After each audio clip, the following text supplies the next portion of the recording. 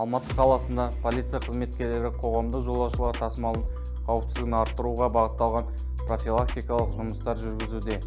Тексеру шаралары автобус парктерін, троллейбус деполарын және жолаушылар тасымалымен айналысатын автокәсіпорындарында қамтиды. Айта кету керек, аталған іс-шаралардың негізгі мақсаты жаза қолдану емес, жол көлік оқиғалардың алдын алу. Алматы көлік қозғалысы қарқынды, жолаушылар легі көп ірі қала мегаполис болып табылады. Осындай жағдайда жүргізушілер мен тасымалдаушыларға ерекше жауапкершілік жүктеледі. Себебі күн сайын мыңдаған азаматтың өмірі мен қауіпсіздігіне жауап береді.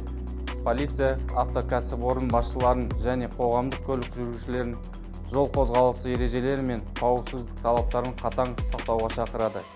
Тек бірлескен жұмыс арқылы жол көлігі оқиғаларын азайтып, қала тұрғындары үшін қауіпсіз орта қалыптастыруға болады.